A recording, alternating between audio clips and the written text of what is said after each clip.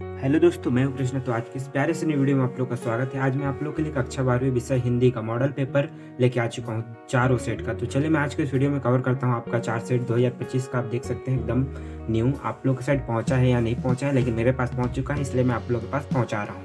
तो चलिए मैं आज के इस वीडियो को शुरू करता हूँ बिना देरी किए हुए। तो आप लोग वीडियो में शुरू से लेकर लास्ट तक बने रहिएगा, तभी आपको समझ आएगा क्या क्या क्वेश्चन आने वाला है। तो चलिए मैं आज के इस वीडियो को शुरू करता हूँ। कुछ इस प्रकार का इसका फ्रंट पेज दिया है। मॉडल पेपर 2024 का 4 सेट इसमें दिया हुआ है, पहला, दूसरा, तीसरा, चौथा। तो दोस्तों आप लोग सबसे पहले एक बार ब्लूप्रिंट देख लीजिए तो वर्ष 2024-25 का। इसका कुछ इस प्रकार का रहा। इसका मैं पहले भी वीडियो बना चुका था, तो एक बार मैं आप लोग को फिर से दिखा देता हूँ। तो यहाँ पर प्रबोध मॉडल पेपर सेट 1 का आ चुका है, हिंदी 36 का, कक्षा 12वीं। आप नोट पढ़ लीजिए। और खंड क में आपका देख सकते हैं कुछ इस प्रकार का दिया हुआ है, अपठित गद्यांश को पढ़कर पूछे गए प्रश्नों को उत्तर दीजिए। अगर मैं आप लोग को एक पढ़ के बताऊंगा तो वीडियो बहुत ही अधिक लंबा हो जाएगा, इसलिए मैं आप लोग को पढ़ के नहीं बता रहा हूँ। वीडियो को आप आराम से रोक कर देखिए, क्योंकि इसमें दिया हुआ है 50 पेजेस और चारों सेट को मेरे को एक ही वीडियो में दिखाना है, तो इसलिए मैं उसको नहीं पढ़ रहा हूँ और जल्दी से जल्दी कवर करने की कोशिश कर रहा हूँ। तो यहाँ पर गद्यांश आप देख सकते हैं। पहला प्रश्न निम्नलिखित अपठित गद्यांश पर दिया है, जिसमें सभी ग्रंथों ज्ञानी लोगों और अनुभवी जनों को कहना है। इसका क्वेश्चन है, प्रश्न दिया है, कायर लोग मृत्यु के पूर्व कैसे मौत मरते हैं। दूसरा, सफलता के लिए कौन से गुण जरूरी हैं। तीसरा दिया है, जीवन को कर्म क्षेत्र क्यों कहा गया है। चौथा दिया है, गांधी एवं लाल बहादुर शास्त्री के अनुसार महानता का रहस्य क्या है। और अगला दिया है, शेक्सपियर की कायर लोगों के बारे में क्या कहा है। छठवां में दिया है, कर्म क्षेत्र शब्द का समास विग्रह कर भेद लिखिए। सातवां में दिया है, इस गद्यांश के लिए उपयुक्त शीर्षक लिखिए। इसका आंसर भी यहाँ पर दिया हुआ है, आप देख सकते हैं। और प्रश्न दूसरा में दिया है, निम्नलिखित अपठित काव्यांश को ध्यानपूर्वक पढ़कर पूछे गए प्रश्नों के उत्तर लिखिए। यहाँ रोज बिखरती है सिर की सुंदरी रेखाएं, लुटी गोदे प्रीतत्व सहोदरता मित्रता, लेकिन फिर भी नहीं रुकता त्वरा का रफ्तार का मूड उन्माद, मृत्यु उन्मुखी उन्मत्त दौड़, वक्त के साथ नहीं रुकती आत्मघाती होड़। यह कैसी प्रगति है, यह कैसा है विकास, वाहनों की बरसता है या मानवीय विनाश। इसका कविता दिया हुआ है और इसका क्वेश्चन नीचे दिया हुआ है और इसका आंसर भी यहीं दिया हुआ है, आप देख सकते हैं। क्वेश्चन के बाद पहला का आंसर, दूसरा का, तीसरा का, चौथा का। और खंड क में आपका दिया हुआ है, निम्नलिखित में से किसी एक विषय पर निबंध लगभग 200 शब्दों में लिखिए। पहला दिया है, जहाँ चाह वहाँ राह। दूसरा में दिया है, साइबर अपराध का आतंक। तीसरा दिया है, वृक्ष धरा के भूषण। चौथा दिया है, परहित सरिस धर्म नहीं भाई। तो यहाँ पर सबसे पहला निबंध आप देख सकते हैं, जहाँ चाह वहाँ राह का। आगे कुछ इस प्रकार का दिया है, अकर्मण्य या आलसी, सफलता प्राप्ति के लिए सत्कर्म करना और उसके लिए प्रति समर्पित हो जाना। Subhash Chandra Bose, Chandrashekhar Azad, doctor APJ Abdul Kalam. लक्ष्य प्राप्त करने के लिए यदि मन में संकल्प होने की चाह नहीं है, सिर्फ सफलता प्राप्त करने हेतु इच्छा रखना ही नहीं सब कुछ होता, बल्कि इसकी सही दिशा का इस्तेमाल करना भी बेहद जरूरी होता है। दृढ़ इच्छा शक्ति वाला मनुष्य कभी निश्चित होकर नहीं बैठता, वह एक रास्ता बंद होने पर दूसरा मार्ग ढूंढ लेता है। क्या लक्ष्य को प्राप्त कर पाने का कारण सिर्फ इच्छा शक्ति व आत्मविश्वास की कमी है।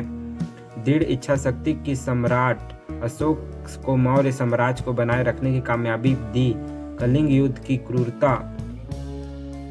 और दोस्तों यहाँ से शुरू होता है दूसरा निबंध लेखन, साइबर अपराध का आतंक, जो कुछ इस प्रकार है। प्रस्तावना, सूचना क्रांति व इंटरनेट ने पूरे विश्व को परिदृश्य बदल दिया है। जहां एक ओर हम किसी से भी जुड़ सकते हैं, देश की सीमाएं या उनमें दूरी को एक बटन दबाने से लांघ सकते हैं, वहीं इस क्रांति के साइबर अपराध का आतंक तेज होता दिखाई दे रहा है। जिस प्रकार हर सिक्के के 2 पहलू होते हैं, उसी प्रकार इंटरनेट के भी अवश्य इसका निर्माण करने वालों ने इसके बुरे पहलू के बारे में नहीं सोचा होगा, किंतु समाज को साइबर क्राइम के आतंक से निपटने व समझने की हर संभव प्रयास करना होगा।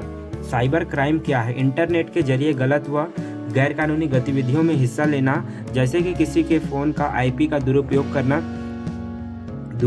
करना, किसी से उनके बैंक खाते से पैसे निकलवाना, ठगी और कोई और बनकर सोशल मीडिया पर फंसाना, ईमेल सिस्टम जाम करना, यह सब साइबर क्राइम के तहत आता है। यह गैर कानूनी होता है और दोषी पाए जाने पर सजा भी मिलती है। साइबर अपराध के प्रकार आप देख सकते हैं। मुख्य रूप से साइबर अपराध के 4 प्रकार होते हैं: फाइनेंशियल, प्राइवेसी, गोपनीयता, हैकिंग और साइबर आतंकवाद। फाइनेंशियल या वित्तीय अपराध में उपयोगकर्ता या खाता धारकों का पैसा चुराते हैं। जिन कंपनियों का डेटा का मूल्य बहुत है उसे चुराना भी इसी के अंतर्गत आता है। गोपनीयता अपराध किसी भी निजी डेटा को सामूहिक करना या बेचना होता है। अक्सर इस प्रकार के लिए सोशल मीडिया सबसे बड़ा माध्यम है। आगे आप लोग देख सकते हैं, मैं पूरा पढ़ के नहीं बता सकता हूँ, आप लोग समझ ही सकते हैं, तो आगे का आप लोग आराम से लिख लीजिए और आप लोग को मैं दूसरा दिखाता हूँ। यहाँ दिया, साइबर अपराध से बचाव के लिए हमें भले पूरी तरह सक्षम न हो, परंतु हमारे सामान्य ज्ञान और तर्क के उपयोग से हम साइबर अपराध से पर नकेल कस सकते हैं। अक्सर जागरूकता ऐसे अपराधियों के समाज को काफ़ी हद तक बचा सकती है। साइबर अपराधी के लिए कानून और इसका उपसंहार आ गया है और यहाँ से शुरू होता है तीसरा निबंध, वन रहेंगे हम रहेंगे अथवा वृक्ष धरा भूषण। इसका निबंध दिया है कुछ इस प्रकार: वृक्ष हमारे हितैषी रहे हैं। वृक्षों की लकड़ियों से फर्नीचर, पानी के जहाज, नाव, खेल का सामान, इमारतें इत्यादि बनाई जाती है।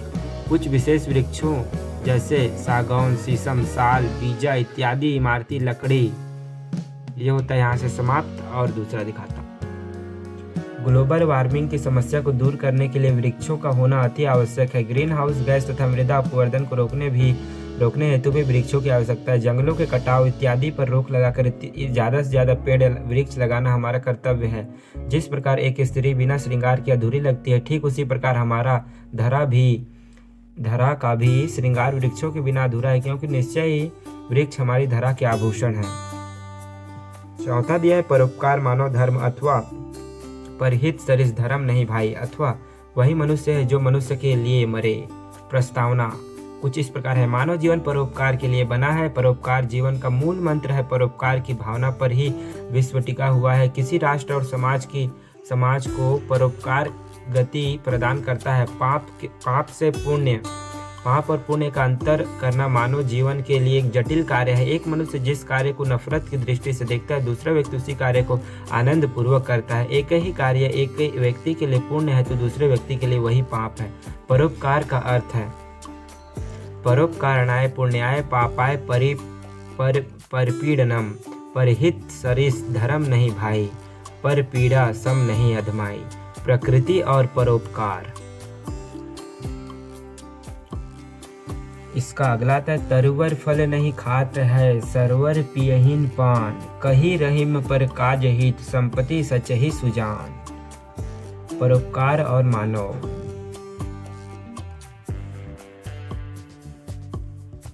त्याग महान है। दूसरा उदाहरण राजा शिवी का है जिन्होंने कबूतर की रक्षा के लिए बाज को अपने शरीर का मांस काट कर दे दिया था।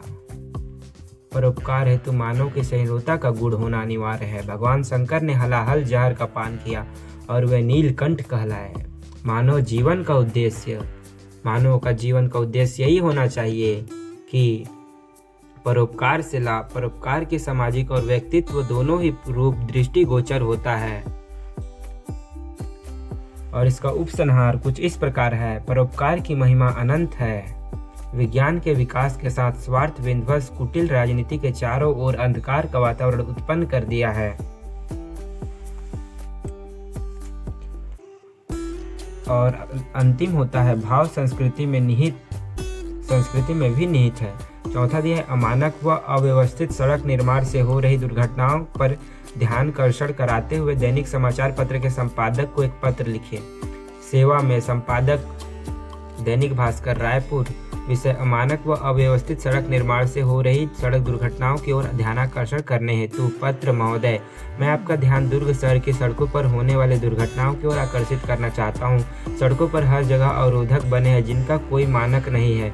कहीं कहीं तो वे इतनी खतरनाक स्थिति में कि गाड़ियों का संतुलन बिगड़ जाता है। हर जगह सड़कें खोदी हुई अव्यवस्थित दिखाई देती है, कभी केबल बिछाने के नाम पर तो कभी नल का पाइप डालने के नाम पर। ये अव्यवस्थित और अमानक सड़क निर्माण कार्य खुले आम दुर्घटनाओं को आमंत्रण दे देते हैं।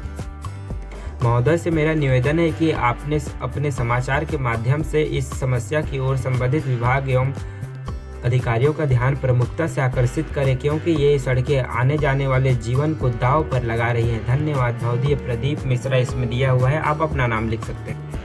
और इसके अथवा में दिया हुआ है, सार्वजनिक स्थानों पर धूम्रपान निषेध नियम के उल्लंघन को लेकर अपने राज्य के पर्यावरण मंत्री को पत्र लिखिए। आप देख सकते हैं कुछ इस प्रकार विषय दिया है, सार्वजनिक स्थानों पर धूम्रपान निषेध नियम के उल्लंघन के संबंध में।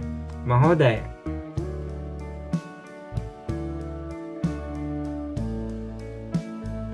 भौदीय दिया है राहुल सागर, आप कुछ और लिख सकते हैं। प्रश्न 5 दिया है, निम्नलिखित प्रश्नों के उत्तर संक्षेप में लिखिए। कूटीकरण या एनकोडिंग से क्या तात्पर्य है?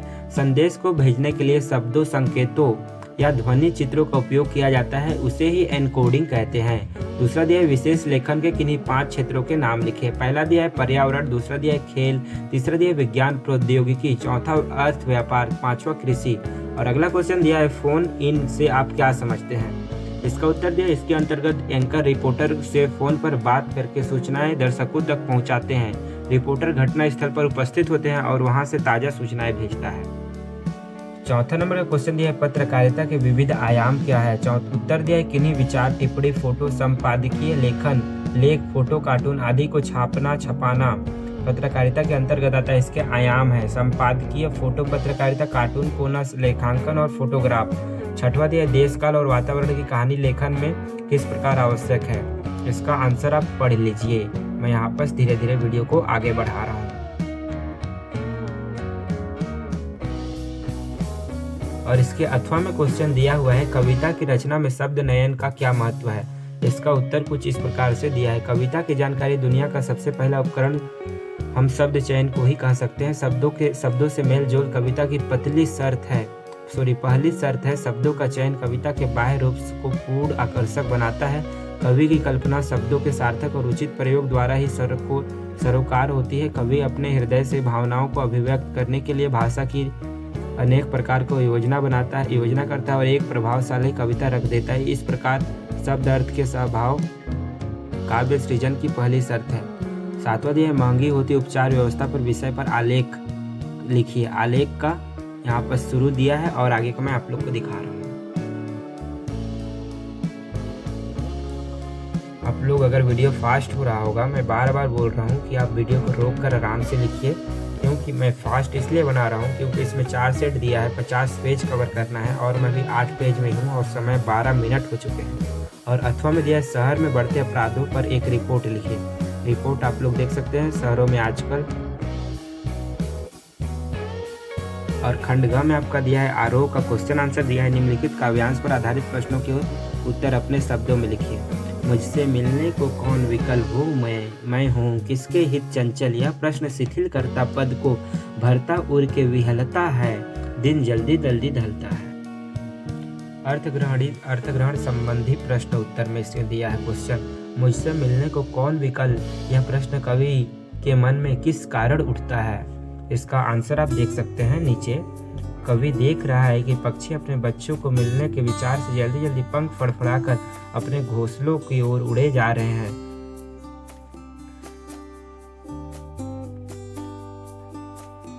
आगे दूसरा तीसरा भी आप देख लीजिएगा। प्रश्न 9 आपका दिया हुआ है, निम्नलिखित काव्यांश पर आधारित प्रश्नों के उत्तर अपने शब्दों में लिखिए। इसका आंसर भी यही दिया हुआ है उत्तर, तो आप उत्तर भी देख लीजिएगा। प्रश्न 10 का पहला दिया है, कविता के किन उपमानों को देखकर यह कहा जा सकता है कि उषा कविता गांव की सुबह की गतिशील शब्द चित्र है? उषा कविता गांव की सुबह की गतिशील चित्र है। आगे देख सकते हैं आप लोग। दूसरा क्वेश्चन दिया हुआ है, विप्लव रब से छोटे ही हैं छोप पाते, पंक्ति में विप्लव रब से क्या तात्पर्य है? छोटे ही हैं शोभा पाते, ऐसा क्यों कहा गया है? इसका आंसर यहाँ पर दिया हुआ है, छोटा सा है। प्रश्न 11 दिया, निम्नलिखित गद्यांश को पढ़कर पूछे गए प्रश्न का उत्तर दीजिए। बाजार दर्शन अध्याय का है, आप लोगों ने इसको बहुत अच्छे से पढ़ा होगा, तो इसका आंसर आप फटाफट दीजिए।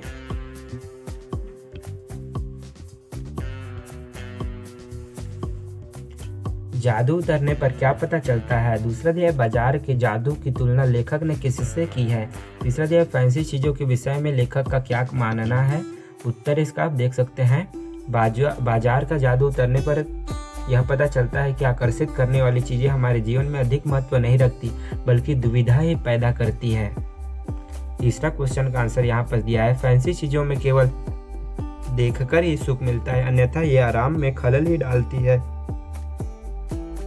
इनके खरीदने पर केवल कुछ ही देर के लिए स्वाभिमान की तुष्टि भले ही हो जाए, पर उनसे हमारी शांति भंग हो जाती है। प्रश्न 12 दिया हुआ है नमक पाठ के रचयिता का नाम लिखिए। तो इसका उत्तर हो जाएगा रजिया सज्जाद जहीर है।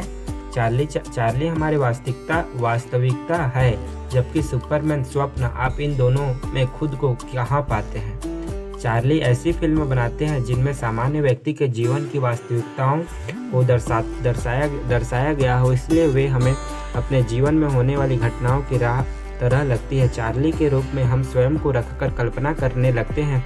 सुपरमैन एक काल्पनिक पात्र है और उसके द्वारा किए गए कार्य भी हम केवल कल्पना में ही सोच सकते हैं, अतः हम अपने आप को सुपरमैन नहीं मान सकते, हम उसमें स्वयं को नहीं देख सकते। तीसरा दिया आदर्श समाज की 3 विशेषताओं को लिखिए। तो कुछ विशेषताएं इस प्रकार हैं।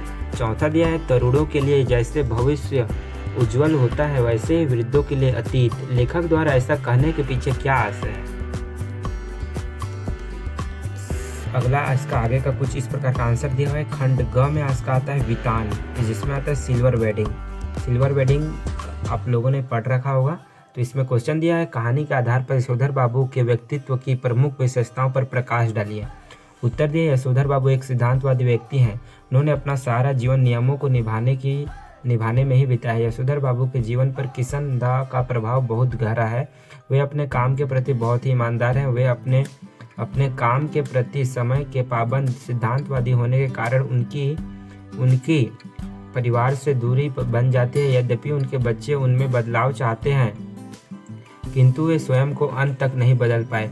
उन्हें सामाजिक मूल्यों की गहरी परख है। वे 5 बजे दफ्तर की छुट्टियों के बाद मंदिर जाते हैं, कभी कभी प्रवचन भी सुनते हैं। उसके बाद पहाड़गंज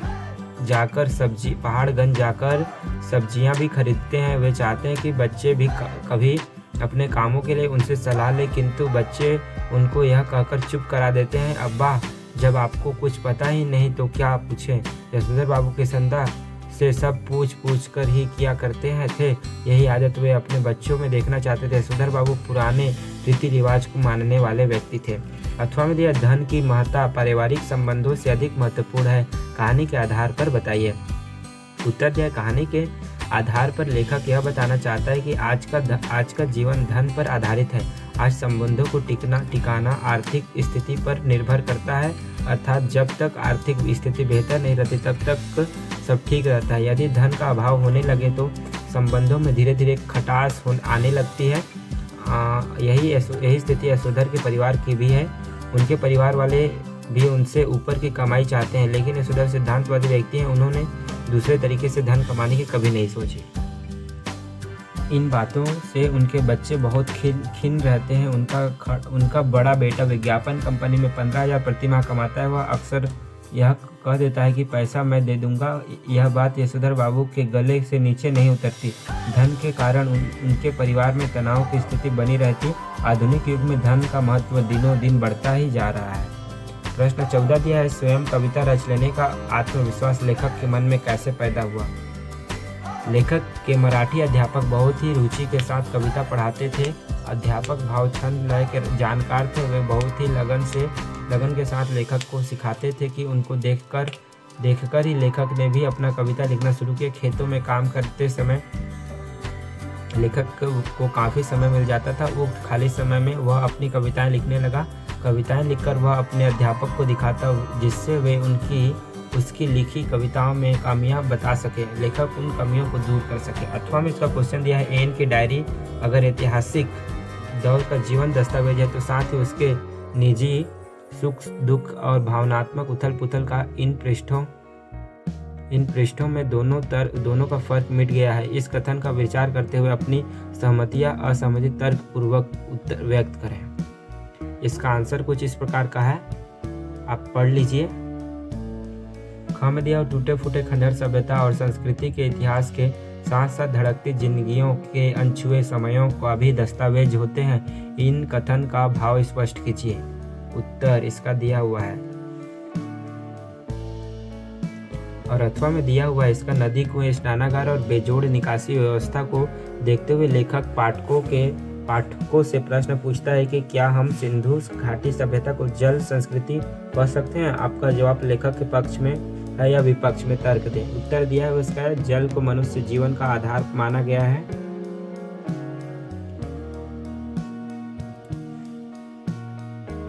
तो दोस्तों यहाँ पर आपका पहला सेट होता है खत्म। मेरा वीडियो हो चुका है 20 मिनट का, तो मैं आप लोग को नेक्स्ट वीडियो में दिखाऊंगा, क्योंकि मेरे पास उतना इंटरनेट उपलब्ध नहीं है कि मैं एक घंटा का वीडियो अपलोड कर पाऊँ। तो इसका वीडियो मैं आप लोग को नेक्स्ट वीडियो में नेक्स्ट सेट का दिखाता हूँ। अगर वीडियो आप लोग को पसंद आया होगा तो प्यारे से लाइक, प्यारे से सब्सक्राइब और प्यारे से कमेंट करके जाइएगा। तो आज की इस वीडियो में बस इतना है।